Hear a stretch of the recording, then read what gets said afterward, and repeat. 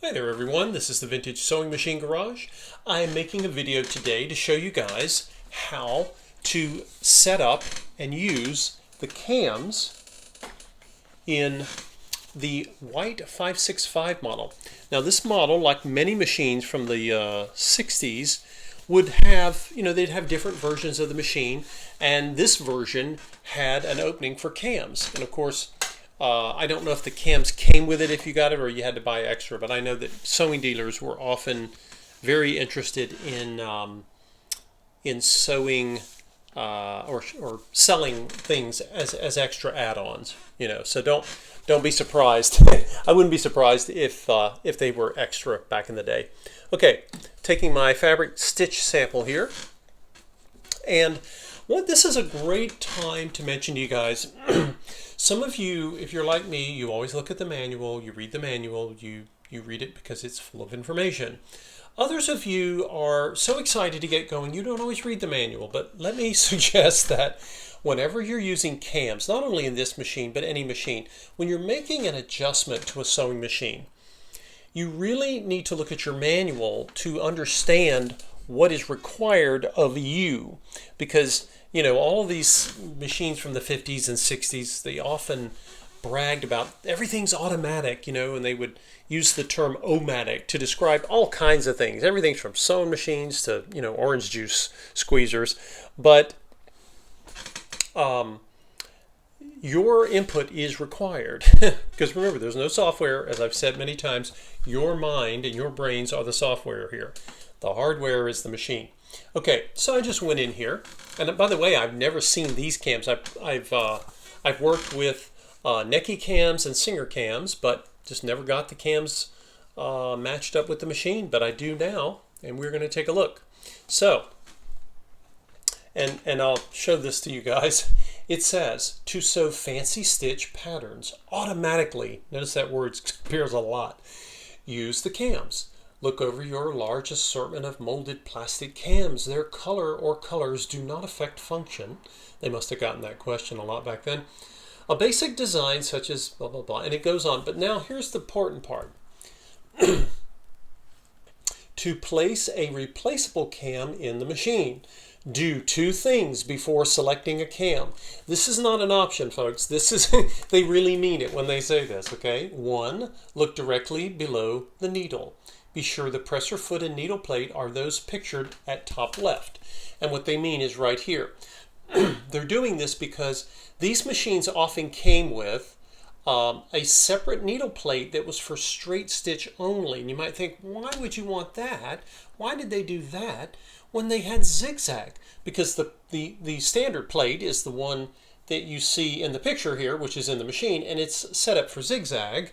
And we know this because it has the wide opening so the needle can move. But if you have a straight stitch needle plate, which was included so that people could sew delicate fabrics without damaging them, it wasn't used very often, but when it was needed, it was needed. Because delicate fabrics can sometimes get, the tension can be thrown off in the fabric itself when you're using a zigzag needle plate for delicate fabrics.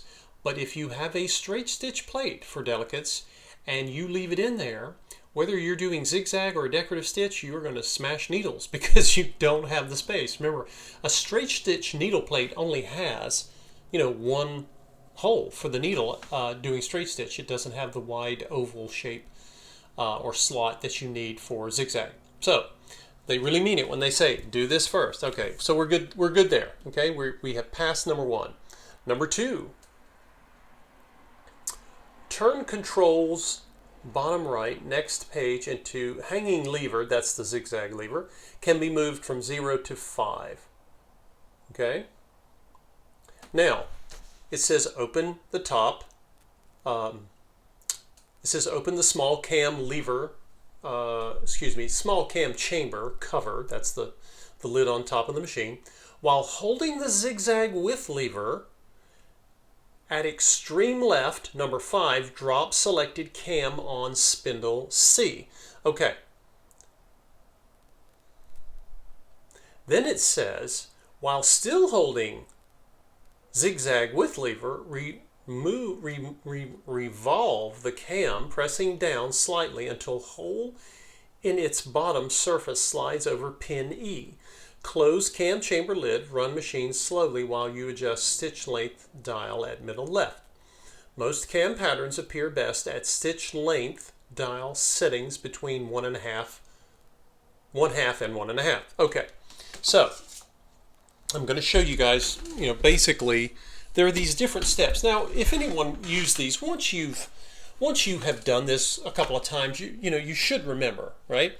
So the first thing we're going to do is we're going to make sure that we don't have any limits. We don't have any limits on this hanging piece they're talking about is the zigzag lever, right?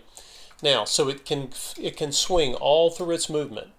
It's set up for straight stitch, but you can do zigzag. Now, it wants us to hold this all the way to number 5, okay? And when we get up top, it's going to make sense why they told us that. Okay, folks, I had to change the camera angle because I need you guys to take a look with me inside this, what did they call it again? They call it the small cam chamber cover. I call it the hatch, whatever you want to call it. They're talking about this here, okay? So you open this, and what do you see? Let's turn the flashlight I have so you guys can see here. And I'm going to zoom in for you because this is something it's really important to be able to see. Now, there's a couple things going on here.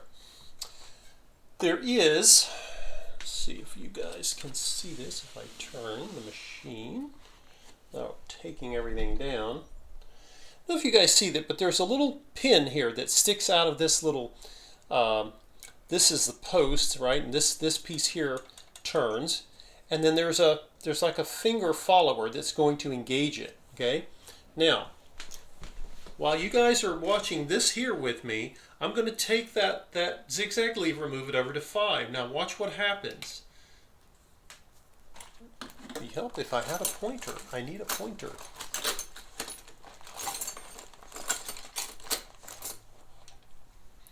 So here's the pin, right? Here's a cam. Here's one of the cams. Notice it has a hole. It's going to need to line up with that pin to hold it in place. Now, the reason the instructions are being very specific, they say, notice I got my finger down here on the lever, right? And I can move it freely. I'm going to pull it all the way over, and that's to 5. That's as if we were setting it for the widest width, but I'm holding it there because notice when I turn that lever, look at the follower, this piece right here, right? Watch it move. It's going to move back like it just did. And you need it to move back because you can't get the cam in. So if any of you are ever trying to deal with a cam and the cam won't go in, or if you're having to fight with it, just stop because you will lose that fight and you will break your cam or damage your machine. Do not fight the machine. The machine is speaking to you. I know it's not computerized. I know it's not got bells and whistles and alarms and flashing LED colors, but it is speaking to you. It is saying, no, that's not how you do it. Go back to your manual. So I'm going to, again, I've pulled the zigzag lever all the way over to the left, which is at 5. This piece here has moved back out of my way. I didn't force it. It's designed to do this. Now, here's the cam, and I want to line it. I'm going to push it in. Try to push it in.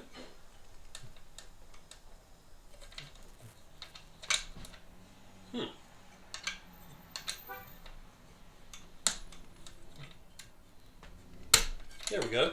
And it went. Now, it's sitting in here, but look, guys, it's still spinning. Why? Because it has one more. You got it on. That's fine. And I believe the instructions are okay with that. But then you got to line it up with that pin.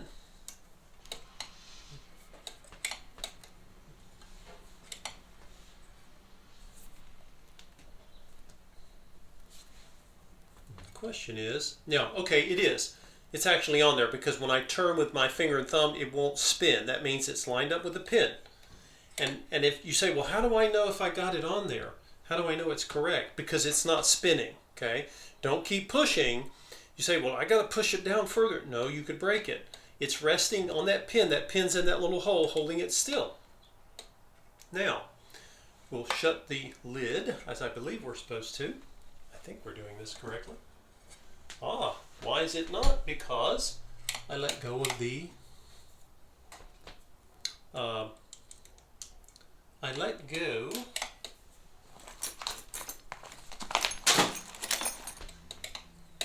if you let go of the zigzag lever down below, you're gonna, there we go, okay? All right, so what happens, here's a way to troubleshoot, guys. Look, I let go of the zigzag lever and it came like this. So I couldn't push down the cam. So you got several things that can interfere with your happiness with these cams. One of them is you got to get it on here, okay? You got to line up the hole with the pin, but you've got to get this follower, it's called the cam follower, I believe. You got to get it out of the way and it's got to push back. So I was pushing down and got distracted. See, so I pushed down, okay. And it didn't take that much to push down here. However, if you do this, you're going to be fighting because that follower's in your way. This is why the manual is very specific. Okay, I'm going to push here. Then, boom, it pushes onto the shaft. Turn it and just lightly push down. Don't force it hard. And it snapped right in place. And that pin is now locking in the hole. Now I can let go and the follower should be ready to push on the cam and the lid closes nice and flush.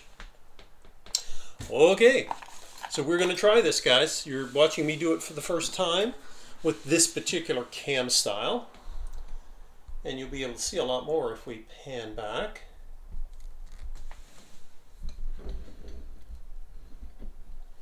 Now, you might think, gosh, this sure is more involved than, pushing a button on a computerized sewing machine.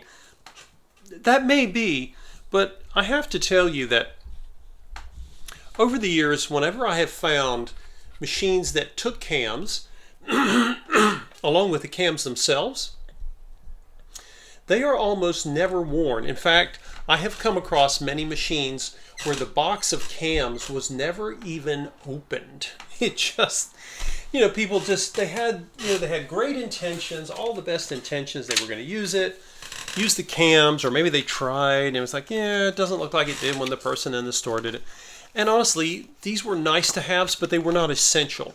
Now, one of the stitch patterns, which they're actually all shown on the box here, one of them that might have gotten more use than others would have been this one, the blind stitch. Hemming clothing and having an automatic blind stitch can be very useful. But then again, some people out of habit just did their blind stitching by hand anyway. So it's kind of funny, to spend all that money for a fancy feature and then not actually use it. So, okie dokie. Now we'll go back to our manual here. Okay, it says most cam patterns appear best on stitch length dial setting between 1/2 and 1.5. So we're going to come over here and we're going to change our stitch length.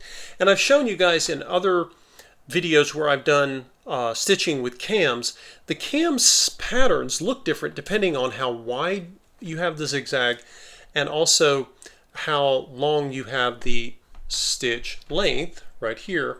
Now, the reason this machine, and I'm talking about this white machine and its cams,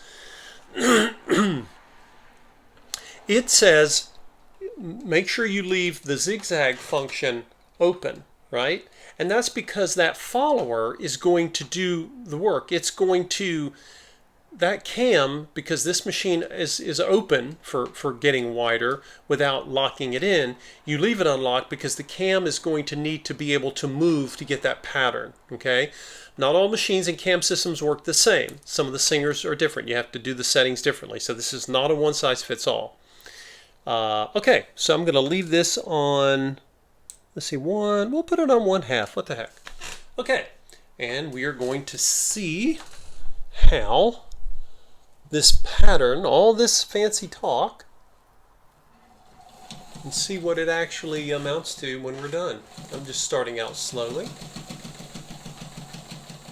When I start testing a machine for its different abilities, I always like to start out with a slow. I never want to floor it. In fact, I don't particularly like flooring a machine anyway. But again, being able to do this automatically, it may not seem like a big deal to those of you who have computerized machines, but I have to tell you, in the early 60s, this was it. This was something pretty incredible, and people were willing to pay for it, and they paid dearly for it. Okay, let's pull this out, and we'll see what all this fancy stitch talk was about.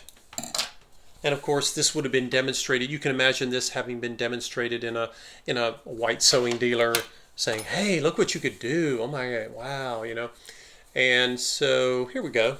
Now I started. You can see that I started right here, and then I keep going. And this is kind of like a scallop, but notice it. You know, it actually has this very nice pattern. What would you use this for? Maybe something decorative. Maybe something for baby clothes, child clothes, or even adults. Now people would have said, okay, and on this side you see it, and it came out fine. Now I have my row of straight stitches right under here, so there's nothing wrong with the cam. I just ended up doing my decorative stitch over the straight stitch. That's why it kind of looks a little it looks off there, but it's not. But you can see tension is great. The tension doesn't seem to have a problem even with a decorative stitch. And people pay dearly for the privilege of having such things. And again, there are other patterns. I think I mentioned this before in a video I did on long lost and rare cams and why cams are rare even when they shouldn't be.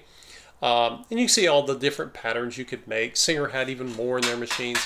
Again, those of you who have modern machines, computerized machines, some of those machines can do hundreds of decorative stitches.